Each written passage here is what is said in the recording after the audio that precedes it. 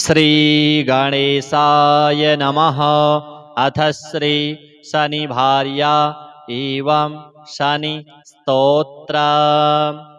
यः पुरा राज्यभ्रष्टाय नलाय प्रददो किल स्वप्ने शौरिः स्वयं मन्त्रं सर्वकामफलप्रदं क्रोडं नीलाञ्जनप्रख्यं नीलजीमूतसन्निभां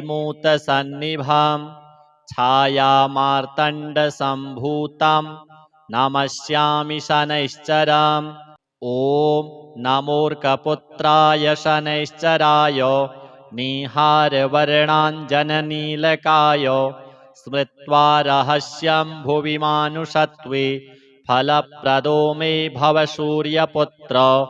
नमोऽस्तु प्रेतराजाय कृष्णवर्णाय ते नमः। शनैश्चराय क्रूराय सिद्धिबुद्धिप्रदायिने य एभिर्नामभिः स्तौति तस्य तुष्टो भवाम्यहम्। मामकानां भयं तस्य स्वप्नेष्वपि न जायते। गार्गीयकौशिकस्यापि पिप्पलादो महामुनिः शनैश्चरकृता पीडा न भवति कदाचन। क्रोडस्तु पिङ्गलो बभ्रुः कृष्णो रौद्रोऽन्तको यमः शौरिः शनैश्चरो मन्दः पिप्पलादेन संयुतः। एतानि शनिनामानि प्रातरुत्थाय यः पठेत् तस्य शौरिः कृता पीडा न भवति कदाचन। ध्वजनिधामनि चैव कंकाली कलहप्रिया कलही कंटकी चापि अजामहिषी तुरंगमा। नामानि शनिभार्याया नित्यं जपति यः पुमान् तस्य दुःखा विनश्यन्ति सुखसौभाग्यं वर्धते। यः पुरा राज्यभ्रष्टाय नलाय प्रददो किल स्वप्ने शौरिः स्वयं मन्त्रं सर्वकामफलप्रदं क्रोडं नीलाञ्जनप्रख्यं नीलजीमूतसन्निभां छायामार्तण्डसम्भूतं नमस्यामि शनैश्चराम्। ॐ नमोऽर्कपुत्राय शनैश्चराय निहारवर्णाञ्जननीलकाय स्मृत्वा रहस्यं भुवि मानुषत्वे फलप्रदो मे भव सूर्यपुत्र। नमोऽस्तु प्रेतराजाय कृष्णवर्णाय ते नमः। शनैश्चराय क्रूराय सिद्धिबुद्धिप्रदायिने य एभिर्नामभिः स्तौति तस्य तुष्टो भवाम्यहम्। मामकानां भयं तस्य स्वप्नेष्वपि न जायते। गार्गीयकौशिकस्यापि पिप्पलादो महामुनिः शनैश्चरकृता पीडा न भवति कदाचन। क्रोडस्तु पिङ्गलो बभ्रुः कृष्णो रौद्रोऽन्तको यमः शौरिः शनैश्चरो मन्दः पिप्पलादेन संयुतः। एतानि शनिनामानि प्रातरुत्थाय यः पठेत् तस्य शौरिः कृता पीडा न भवति कदाचन। ध्वजनिधामनि चैव कंकाली कलहप्रिया कलही कंटकी चापि अजामहिषी तुरंगमा। नामानि शनिभार्याया नित्यं जपति यः पुमान् तस्य दुःखा विनश्यन्ति सुखसौभाग्यं वर्धते। यः पुरा राज्यभ्रष्टाय नलाय प्रददो किल स्वप्ने शौरिः स्वयं मन्त्रं सर्वकामफलप्रदं क्रोडं नीलाञ्जनप्रख्यं नीलजीमूतसन्निभां छायामार्तण्डसम्भूतं नमस्यामि शनैश्चराम्। ॐ नमोऽर्कपुत्राय शनैश्चराय निहारवर्णाञ्जननीलकाय स्मृत्वा रहस्यं भुवि मानुषत्वे फलप्रदो मे भव सूर्यपुत्र नमोऽस्तु प्रेतराजाय कृष्णवर्णाय ते नमः शनैश्चराय क्रूराय सिद्धिबुद्धिप्रदायिने य एभिर्नामभिः स्तौति तस्य तुष्टो भवाम्यहम् मामकानां भयं तस्य स्वप्नेष्वपि न जायते गार्गीयकौशिकस्यापि पिप्पलादो महामुनिः शनैश्चरकृता पीडा न भवति कदाचन क्रोडस्तु पिङ्गलो बभ्रुः कृष्णो रौद्रोऽन्तको यमः शौरिः शनैश्चरो मन्दः पिप्पलादेन संयुतः एतानि शनिनामानि प्रातरुत्थाय यः पठेत् तस्य शौरिः कृता पीडा न भवति कदाचन ध्वजनिधामनि चैव कङ्काली कलहप्रिया कलही कण्टकी चापि अजामहिषी तुरङ्गमा नामानि शनिभार्याय नित्यं जपति यः पुमान् तस्य दुःखा विनश्यन्ति सुखसौभाग्यं वर्धते यः पुरा राज्यभ्रष्टाय नलाय प्रददो किल स्वप्ने शौरिः स्वयं मन्त्रं सर्वकामफलप्रदं क्रोडं नीलाञ्जनप्रख्यं नीलजीमूतसन्निभां छायामार्तण्डसम्भूतं नमस्यामि शनैश्चरम् ॐ नमोऽर्कपुत्राय शनैश्चराय निहारवर्णाञ्जननीलकाय स्मृत्वा रहस्यं भुवि मानुषत्वे फलप्रदो मे भव सूर्यपुत्र नमोऽस्तु प्रेतराजाय कृष्णवर्णाय ते नमः शनैश्चराय क्रूराय सिद्धिबुद्धिप्रदायिने य एभिर्नामभिः स्तौति तस्य तुष्टो भवाम्यहम् मामकानां भयं तस्य स्वप्नेष्वपि न जायते गार्गीयकौशिकस्यापि पिप्पलादो महामुनिः शनैश्चरकृता पीडा न भवति कदाचन क्रोडस्तु पिङ्गलो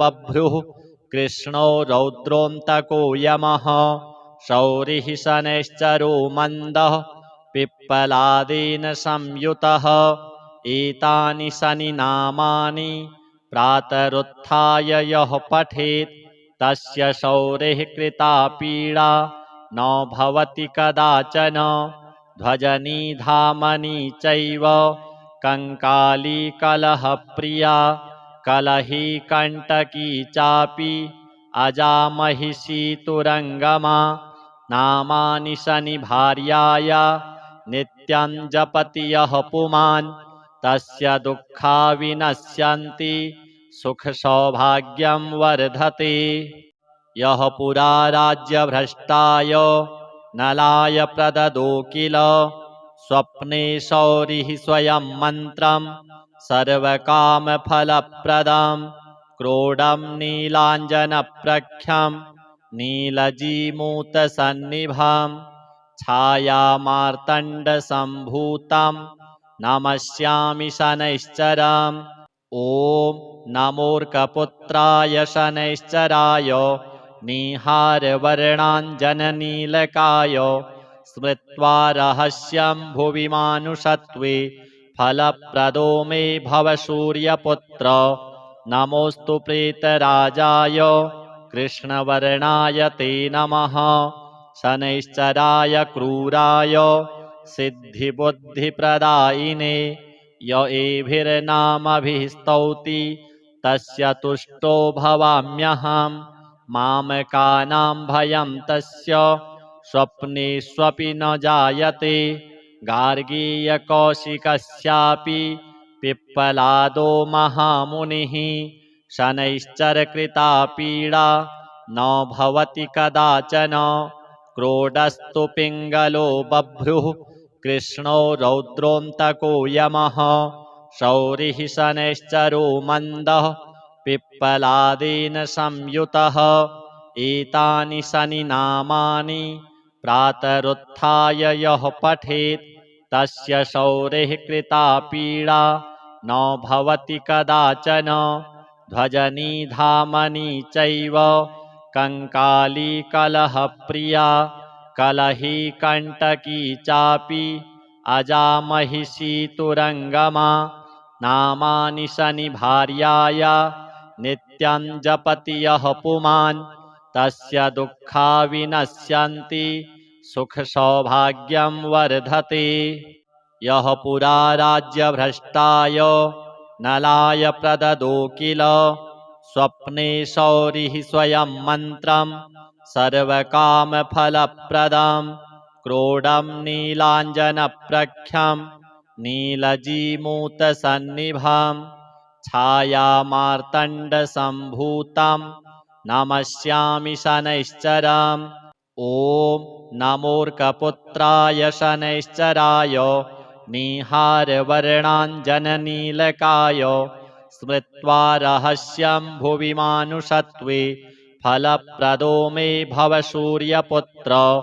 नमोऽस्तु प्रेतराजाय कृष्णवर्णाय ते नमः शनैश्चराय क्रूराय सिद्धिबुद्धिप्रदायिने य एभिर्नामभिः स्तौति तस्य तुष्टो भवाम्यहम्।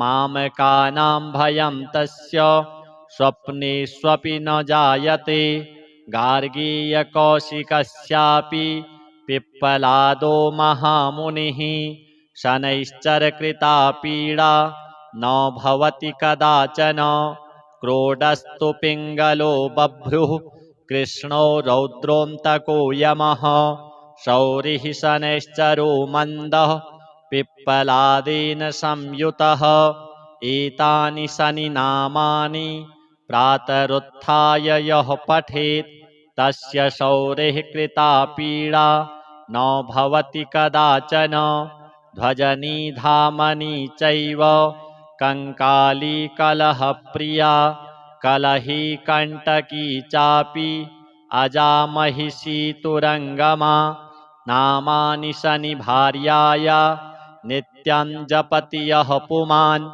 तस्य दुःखा विनश्यन्ति सुखसौभाग्यं वर्धते। यः पुरा राज्यभ्रष्टाय नलाय प्रददो किल स्वप्ने शौरिः स्वयं मन्त्रं सर्वकामफलप्रदं क्रोडं नीलाञ्जनप्रख्यं नीलजीमूतसन्निभं छायामार्तण्डसम्भूतं नमस्यामि शनैश्चरम्। ॐ नमोऽर्कपुत्राय शनैश्चराय निहारवर्णाञ्जननीलकाय स्मृत्वा रहस्यं भुवि मानुषत्वे फलप्रदो मे भव सूर्यपुत्र। नमोऽस्तु प्रेतराजाय कृष्णवर्णाय ते नमः शनैश्चराय क्रूराय सिद्धिबुद्धिप्रदायिने य एभिर्नामभिः स्तौति तस्य तुष्टो भवाम्यहम्। मामकानां भयं तस्य स्वप्नेष्वपि न जायते गार्गीयकौशिकस्यापि पिप्पलादो महामुनिः शनैश्चरकृता पीडा न भवति कदाचन क्रोडस्तु पिङ्गलो बभ्रुः कृष्णो रौद्रोऽन्तको यमः शौरिः शनैश्चरो मन्दः पिप्पलादेन संयुतः एतानि शनिनामानि प्रातरुत्थाय यः पठेत् तस्य शौरेः कृता पीडा न भवति कदाचन ध्वजनिधामनि चैव कंकाली कलहप्रिया कलही कंटकी चापि अजामहिषी तुरंगमा नामानि शनिभार्याया नित्यं जपति यः पुमान् तस्य दुःखा विनश्यन्ति सुखसौभाग्यं वर्धते। यः पुरा राज्यभ्रष्टाय नलाय प्रददो किल स्वप्ने शौरिः स्वयं मन्त्रं सर्वकामफलप्रदं क्रोडं नीलाञ्जनप्रख्यं नीलजीमूतसन्निभां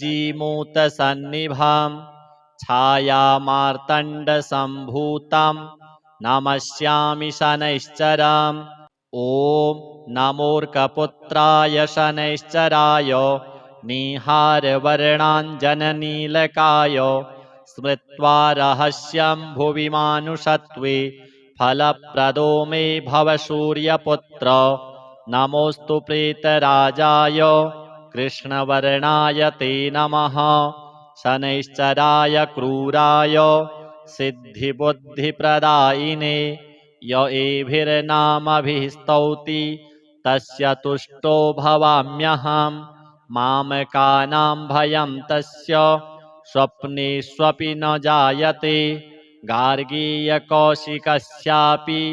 पिप्पलादो महामुनिः शनैश्चरकृता पीडा न भवति कदाचन क्रोडस्तु पिङ्गलो बभ्रुः कृष्णो रौद्रोऽन्तको यमः शौरिः शनैश्चरो मन्दः पिप्पलादेन संयुतः एतानि शनिनामानि प्रातरुत्थाय यः पठेत् तस्य शौरिः कृता पीडा न भवति कदाचन ध्वजनिधामनि चैव कंकाली कलहप्रिया कलही कंटकी चापि अजामहिषी तुरंगमा नामानि शनिभार्याया नित्यं जपति यः पुमान् तस्य दुःखा विनश्यन्ति सुखसौभाग्यं वर्धते यः पुरा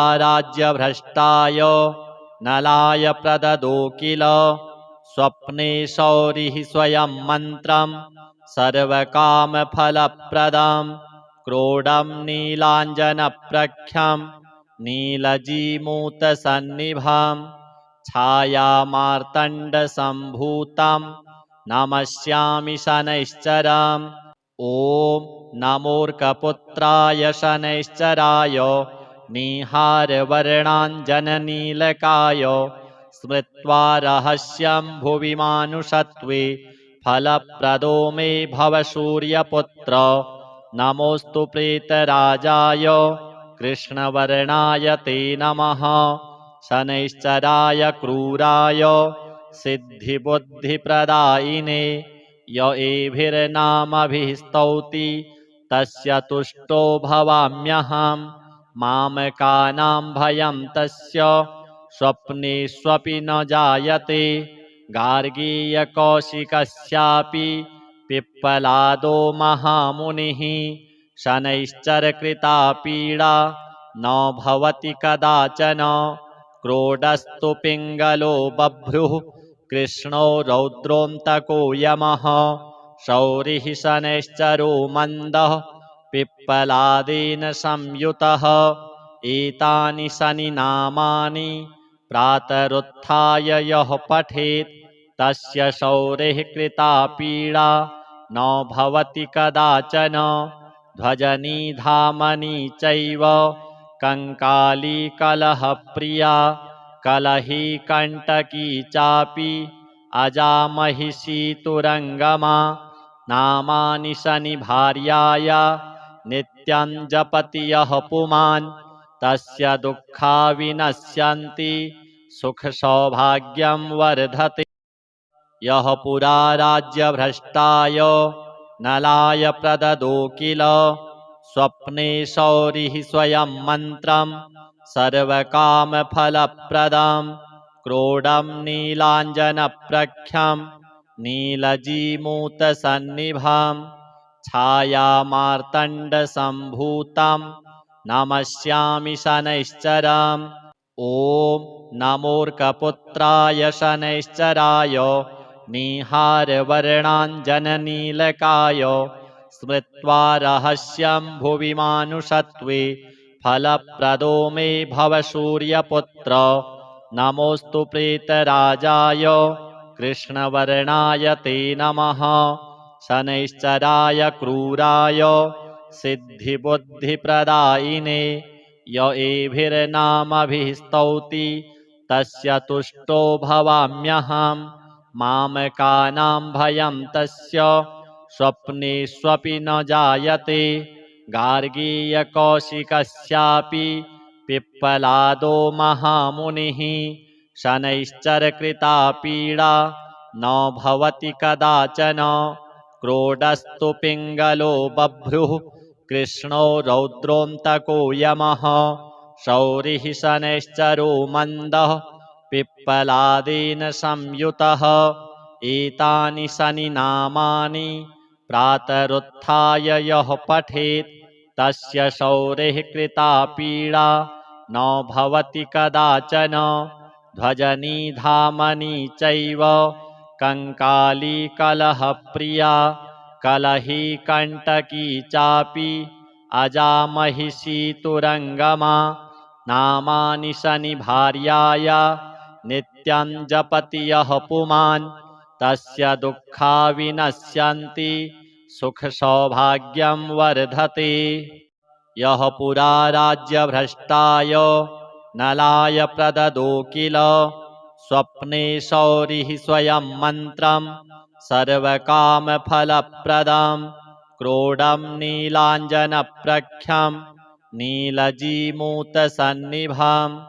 छायामार्तण्डसम्भूतं नमस्यामि शनैश्चरम् ॐ नमोऽर्कपुत्राय शनैश्चराय निहारवर्णाञ्जननीलकाय स्मृत्वा रहस्यं भुवि मानुषत्वे फलप्रदो मे भव सूर्यपुत्र नमोऽस्तु प्रेतराजाय कृष्णवर्णाय ते नमः शनैश्चराय क्रूराय सिद्धिबुद्धिप्रदायिने य एभिर्नामभिः स्तौति तस्य तुष्टो भवाम्यहम् मामकानां भयं तस्य स्वप्नेष्वपि न जायते गार्गीयकौशिकस्यापि पिप्पलादो महामुनिः शनैश्चरकृता पीडा न भवति कदाचन क्रोडस्तु पिङ्गलो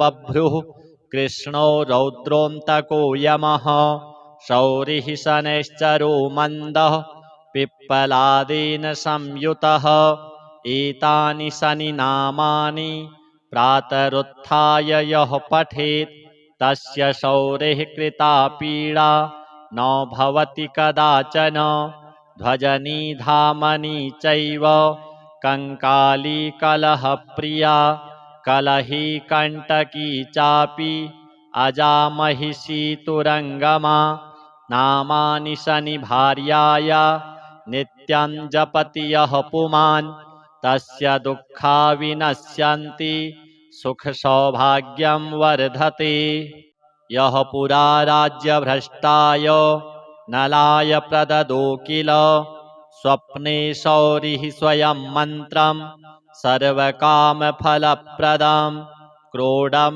नीलाञ्जनप्रख्यं नीलजीमूतसन्निभं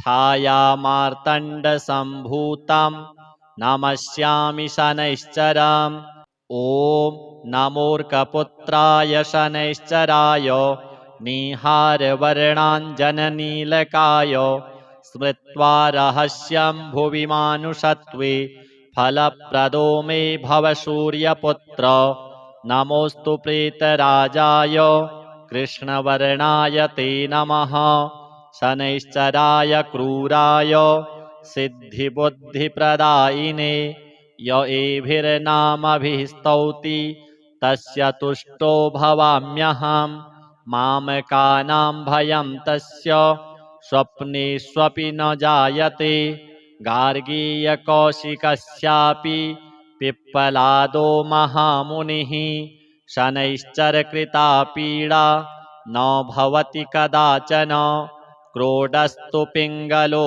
बभ्रुः कृष्णो रौद्रोऽन्तको यमः शौरिः शनैश्चरो मन्दः पिप्पलादेन संयुतः एतानि शनिनामानि प्रातरुत्थाय यः पठेत् तस्य शौरिः कृता पीडा न भवति कदाचन।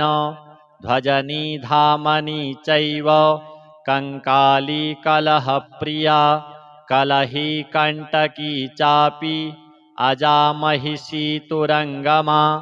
नामानि शनिभार्याय नित्यं जपति यः पुमान् तस्य दुःखा विनश्यन्ति सुखसौभाग्यं वर्धते। यः पुरा राज्यभ्रष्टाय नलाय प्रददो किल स्वप्ने शौरिः स्वयं मन्त्रं सर्वकामफलप्रदं। क्रोडं नीलाञ्जनप्रख्यं नीलजीमूतसन्निभं छायामार्तण्डसम्भूतं नमस्यामि शनैश्चरम्। ॐ नमोऽर्कपुत्राय शनैश्चराय निहारवर्णाञ्जननीलकाय स्मृत्वा रहस्यं भुवि मानुषत्वे फलप्रदो मे भव सूर्यपुत्र। नमोऽस्तु प्रेतराजाय कृष्णवर्णाय ते नमः। शनैश्चराय क्रूराय सिद्धिबुद्धिप्रदायिने य एभिर्नामभिः स्तौति तस्य तुष्टो भवाम्यहम्। मामकानां भयं तस्य स्वप्नेष्वपि न जायते। गार्गीयकौशिकस्यापि पिप्पलादो महामुनिः शनैश्चरकृता पीडा न भवति कदाचन। क्रोडस्तु पिङ्गलो बभ्रुः कृष्णो रौद्रोऽन्तको यमः। शौरिः शनैश्चरो मन्दः पिप्पलादेन संयुतः। एतानि शनिनामानि प्रातरुत्थाय यः पठेत् तस्य शौरिः कृता पीडा न भवति कदाचन। ध्वजनिधामनि चैव कङ्काली कलहप्रिया कलही कण्टकी चापि अजामहिषी तुरङ्गमा। नामानि शनिभार्याय नित्यं जपति यः पुमान् तस्य दुःखा विनश्यन्ति सुखसौभाग्यं वर्धते। यः पुरा राज्यभ्रष्टाय नलाय प्रददो किल स्वप्ने शौरिः स्वयं मन्त्रं सर्वकामफलप्रदं। क्रोडं नीलाञ्जनप्रख्यं नीलजीमूतसन्निभं छायामार्तण्डसम्भूतं नमस्यामि शनैश्चरम्। ॐ नमोऽर्कपुत्राय शनैश्चराय निहारवर्णाञ्जननीलकाय स्मृत्वा रहस्यं भुवि मानुषत्वे फलप्रदो मे भव सूर्यपुत्र। नमोऽस्तु प्रेतराजाय कृष्णवर्णाय ते नमः। शनैश्चराय क्रूराय सिद्धिबुद्धिप्रदायिने य एभिर्नामभिः स्तौति तस्य तुष्टो भवाम्यहम्।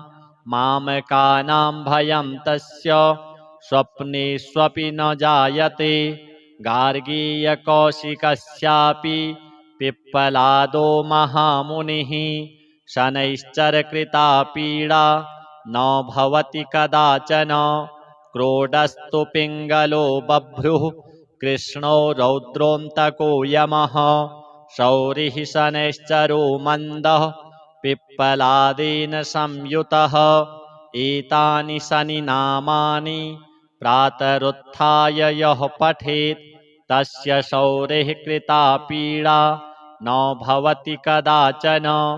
ध्वजनिधामनि चैव कङ्काली कलहप्रिया कलही कण्टकी चापि अजामहिषी तुरङ्गमा। नामानि शनिभार्याय नित्यं जपति यः पुमान् तस्य दुःखा विनश्यन्ति सुखसौभाग्यं वर्धते। यः पुरा राज्यभ्रष्टाय नलाय प्रददो किल स्वप्ने शौरिः स्वयं मन्त्रं सर्वकामफलप्रदं। क्रोडं नीलाञ्जनप्रख्यं नीलजीमूतसन्निभां छायामार्तण्डसम्भूतं नमस्यामि शनैश्चराम् ॐ नमोऽर्कपुत्राय शनैश्चराय निहारवर्णाञ्जननीलकाय स्मृत्वा रहस्यं भुवि मानुषत्वे फलप्रदो मे भव सूर्यपुत्र नमोऽस्तु प्रेतराजाय कृष्णवर्णाय ते नमः शनैश्चराय क्रूराय सिद्धिबुद्धिप्रदायिने य एभिर्नामभिः स्तौति तस्य तुष्टो भवाम्यहम् मामकानां भयं तस्य स्वप्नेष्वपि न जायते गार्गीयकौशिकस्यापि पिप्पलादो महामुनिः शनैश्चरकृता पीडा न भवति कदाचन क्रोडस्तु पिङ्गलो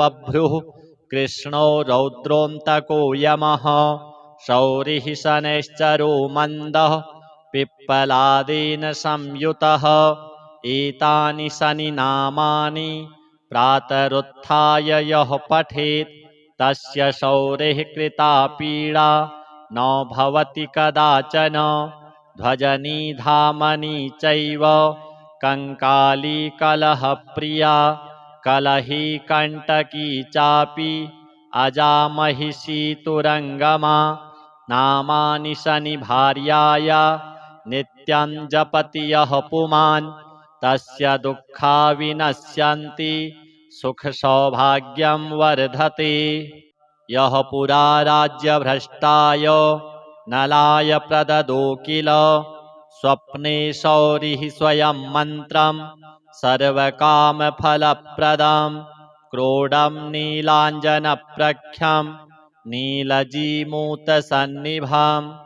छायामार्तण्डसम्भूतं नमस्यामि शनैश्चराम् ॐ नमोऽर्कपुत्राय शनैश्चराय निहारवर्णाञ्जननीलकाय स्मृत्वा रहस्यं भुवि मानुषत्वे फलप्रदो मे भव सूर्यपुत्र नमोऽस्तु प्रेतराजाय कृष्णवर्णाय ते नमः शनैश्चराय क्रूराय सिद्धिबुद्धिप्रदायिने य एभिर्नामभिः स्तौति तस्य तुष्टो भवाम्यहम् मामकानां भयं तस्य स्वप्नेष्वपि न जायते गार्गीयकौशिकस्यापि पिप्पलादो महामुनिः शनैश्चरकृता पीडा न भवति कदाचन क्रोडस्तु पिङ्गलो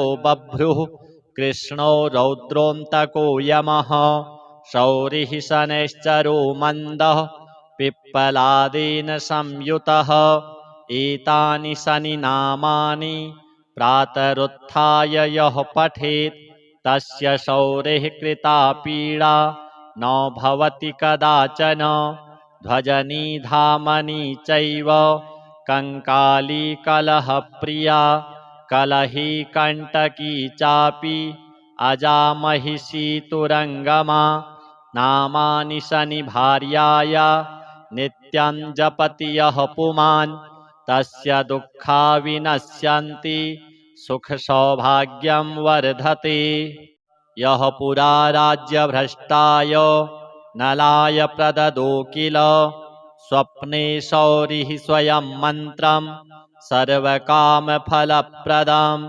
क्रोडं नीलाञ्जनप्रख्यं नीलजीमूतसन्निभां छायामार्तण्डसम्भूतं नमस्यामि शनैश्चराम् ॐ नमोऽर्कपुत्राय शनैश्चराय निहारवर्णाञ्जननीलकाय स्मृत्वा रहस्यं भुवि मानुषत्वे फलप्रदो मे भव सूर्यपुत्र नमोऽस्तु प्रेतराजाय कृष्णवर्णाय ते नमः शनैश्चराय क्रूराय सिद्धिबुद्धिप्रदायिने य एभिर्नामभिः स्तौति तस्य तुष्टो भवाम्यहम् मामकानां भयं तस्य स्वप्नेष्वपि न जायते गार्गीयकौशिकस्यापि पिप्पलादो महामुनिः शनैश्चरकृता पीडा न भवति कदाचन क्रोडस्तु पिङ्गलो बभ्रुः कृष्णो रौद्रोऽन्तको यमः शौरिः शनैश्चरो मन्दः पिप्पलादेन संयुतः एतानि शनिनामानि प्रातरुत्थाय यः पठेत् तस्य शौरिः कृता पीडा न भवति कदाचन ध्वजनिधामनि चैव कंकाली कलहप्रिया कलही कंटकी चापि अजामहिषी तुरंगमा नामानि शनिभार्याया नित्यं जपति यः पुमान् तस्य दुःखा विनश्यन्ति सुखसौभाग्यं वर्धते यः पुरा राज्यभ्रष्टाय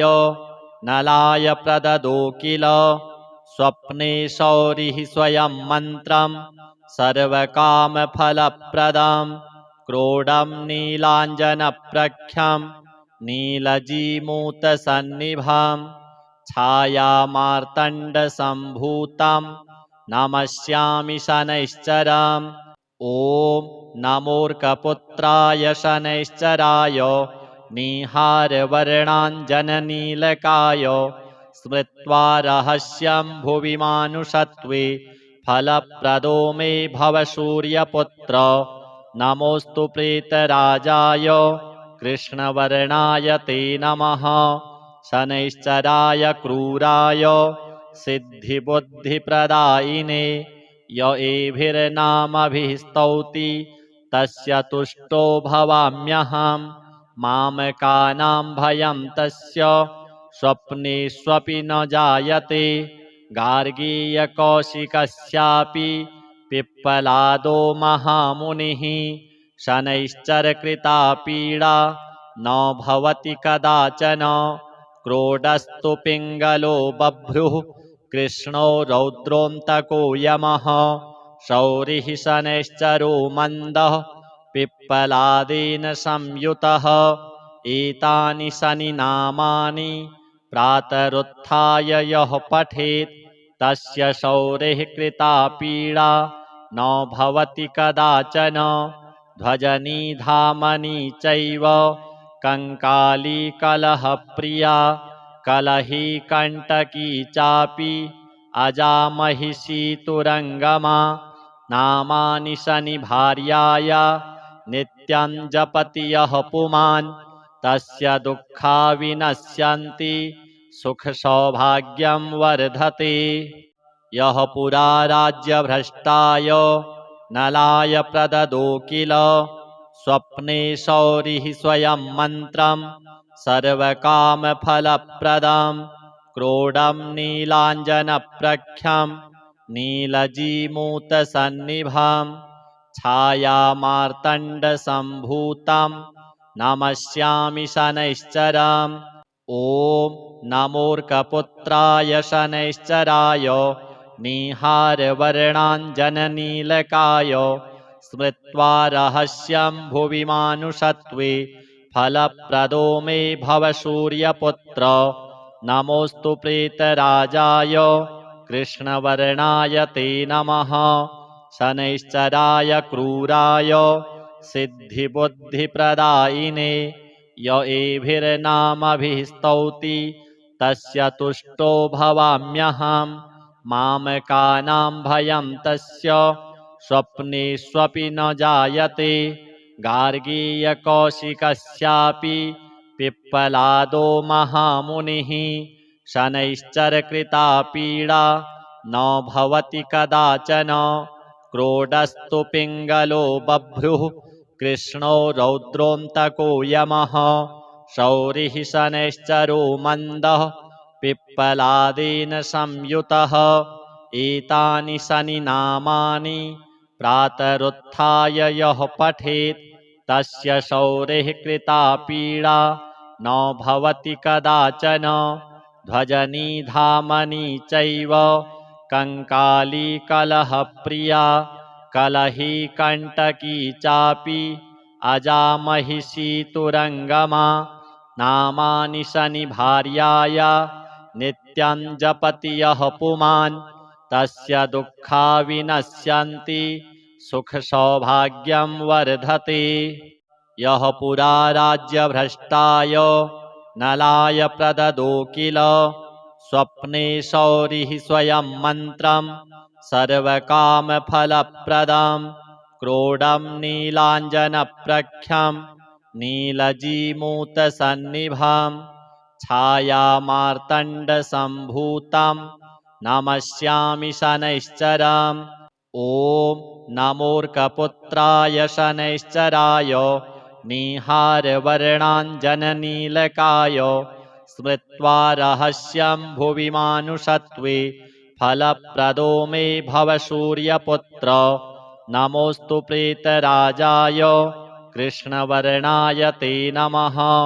शनैश्चराय क्रूराय सिद्धिबुद्धिप्रदायिने य एभिर्नामभिः स्तौति तस्य तुष्टो भवाम्यहम्। मामकानां भयं तस्य स्वप्नेष्वपि न जायते। गार्गीयकौशिकस्यापि पिप्पलादो महामुनिः शनैश्चरकृता पीडा न भवति कदाचन। क्रोडस्तु पिङ्गलो बभ्रुः कृष्णो रौद्रोऽन्तको यमः शौरिः शनैश्चरो मन्दः पिप्पलादेन संयुतः। एतानि शनिनामानि प्रातरुत्थाय यः पठेत् तस्य शौरिः कृता पीडा न भवति कदाचन। ध्वजनिधामनि चैव कंकाली कलहप्रिया कलही कंटकी चापि अजामहिषी तुरंगमा नामानि शनि भार्याय नित्यं जपति यः पुमान् तस्य दुःखा विनश्यन्ति सुख सौभाग्यं वर्धते। यः पुरा राज्यभ्रष्टाय नलाय प्रददो किल स्वप्ने शौरिः स्वयं मन्त्रं सर्वकामफलप्रदं क्रोडं नीलाञ्जनप्रख्यं नीलजीमूतसन्निभं छायामार्तण्डसम्भूतं नमस्यामि शनैश्चरम्। ॐ नमोऽर्कपुत्राय शनैश्चराय निहारवर्णाञ्जननीलकाय स्मृत्वा रहस्यं भुवि मानुषत्वे फलप्रदो मे भव सूर्यपुत्र। नमोऽस्तु प्रेतराजाय कृष्णवर्णाय ते नमः। शनैश्चराय क्रूराय सिद्धिबुद्धिप्रदायिने य एभिर्नामभिः स्तौति तस्य तुष्टो भवाम्यहम्।